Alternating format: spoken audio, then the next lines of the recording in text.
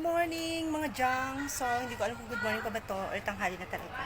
At ayan, hindi tayo masyadong nakapaglaba kahapon dahil nawala ang tubig. Ito, to be continue tayo. So, ayan. Meron ako nabanlawan. Ayan, wala pa ako masyadong nasampay. Nasampay ko pa lang yung kahapon yung mga ulan. Papakatak sa inyo.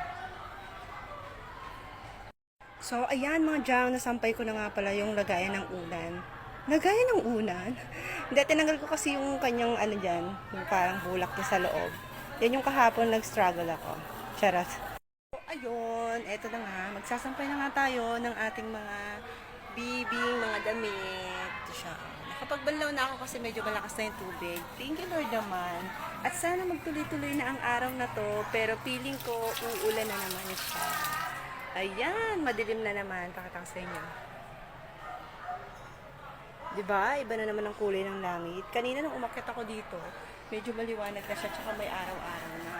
Ngayon, parang nagtatago na naman siya. Hinihingal ako, galing ako sa baba eh. So, ayan. Marami na tayong nalabhan. At sana matuyo to ngayong araw dahil ilang araw na lang lilipat na ang inyong NPA. Charot lang. So, ayan, samahan nyo ako maglaba. Hindi ko na masyadong ipapakita sa inyo. Basta tayong araw ay maglalaba. Walang iba sa atin. Lagi tayong maglalaba dahil may bantay kay Bibi. Mamaya na ulit tayong babantay kay Bibi. Magpapatulog tayo. So, ayan mga jang. Medyo maingay dito kasi may pasok na. It's Monday. So, ilang araw na lang lilipat na nga ang inyong NPA. Dahil, yun, tapos ang aming 2 months dito. Pero, kailangan na kasi namin mag-impake kaya naglalaba na ako para yung iba malagay na namin sa mga lagayan para pa naghakot mabilis lang. Yon. So ngayon maglalaba na naman tayo dahil wala naman tayong ibang gagawin. At may bantay ngayon kay Bibi, andyan yung papa niya. So tayo ngayon ay maglalaba dahil kahapon hindi natapos dahil ang tubig ay tumigil. Hindi ko alam kung bakit o maraming mga naglalaba pag linggo. Yun lang kasi yung time ko minsan pero pag sisipag tayo naglalaba talaga tayo araw-araw. So, ayan, ang panahon natin ngayon ay medyo makulimlim. Diba? Nag-weather tayo.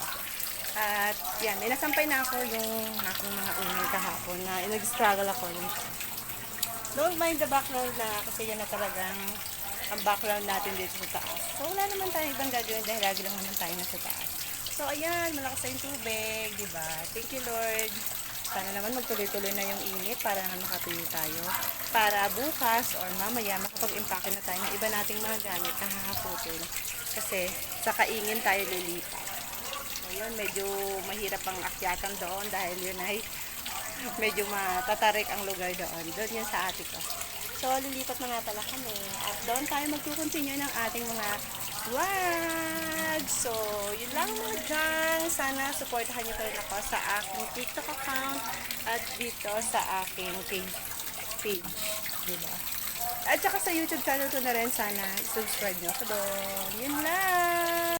So, ayan na nga mga dyan. Natapos na nga tayo. Nakapagsampay na nga tayo ng bongga. Ayan, medyo umiinit. Sana uminit ng maghapon ngayon. Kahit na medyo makulimlim siya. Okay lang na mahangin, basta matapos tayo. Diba? Sana matuyo naman. Ayan, marami na tayong tubig. Nag-ipon na ako kasi bukas maglalaba ulit tayo. Diba? Laba lang ng laba hanggang sa matapos tayo. Ayan.